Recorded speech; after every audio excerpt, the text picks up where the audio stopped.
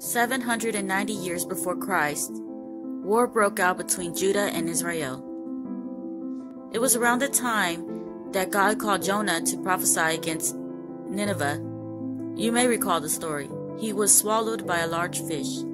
During the period of 750 to 700 BC, Amos, Hosea, Isaiah, and Micah began to prophesy against Israel's disobedience, the coming destruction of Jerusalem, and the coming of the Messiah.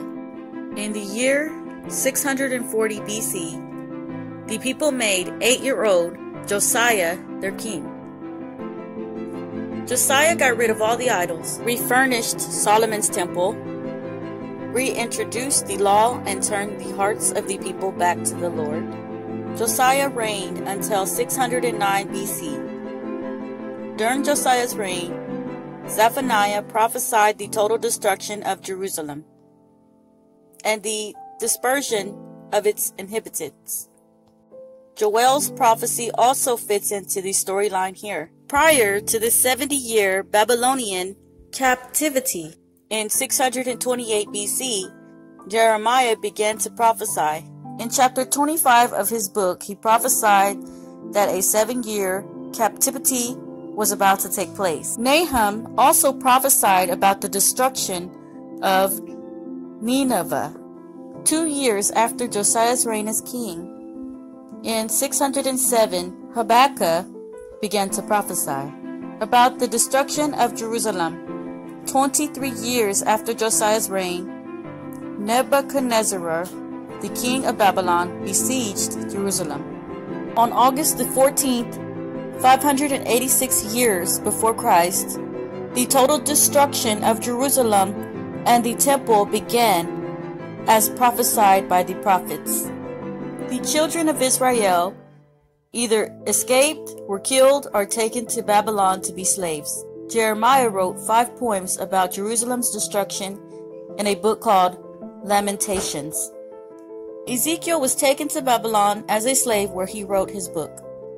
The main message of Ezekiel's book was the dispersed Israel, a valley of dry bones, would one day again be restored as a nation. Daniel was also taken as a slave, and the book we know as Daniel was actually his journal. Scholars also believe that Obadiah's prophecy was written about this time. Eventually, Nebuchadnezzar died and his son Belshazzar was appointed king. You may recall the incident in Daniel when the hand wrote on the wall, Mene, Tekel, Upharsin. That was in 539 BC. Belshazzar was killed that same night when Babylon was captured by the Persians, and Darius was made king when Daniel was made president. At the end of the 70-year captivity, God spoke to Cyrus, then king of Persia, to set the children of Israel free. The historical records show that the remnant of 43,360 Jews left captivity, plus a further 7,337 servants, but many Israelites remained, unwilling to leave their property. Nehemiah, the king's head waiter, left Babylon and started to rebuild the walls of Jerusalem.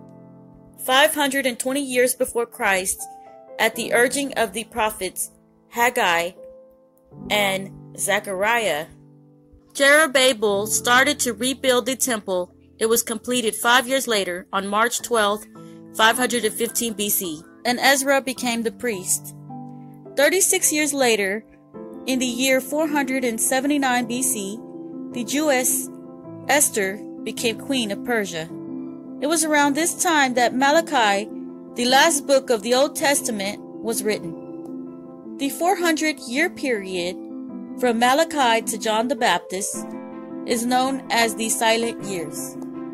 The temple was in a continual state of disrepair. The Persian Empire was eventually conquered by the Greeks, led by Alexander the Great, 334 years before Christ. Eventually, the Romans conquered the Greeks, and 63 years before the Messiah, the Roman general Pompey the Great took control of Jerusalem. The whole land of Israel became part of the Roman Empire, just as Daniel had prophesied. Under Herod, 19 years before Christ, the rebuilding of the temple began. The next prophet of Israel was John the Baptist. His message was, "Prepare the way for the Lord." Jesus had arrived, the Old Testament was over, and the New Testament had begun.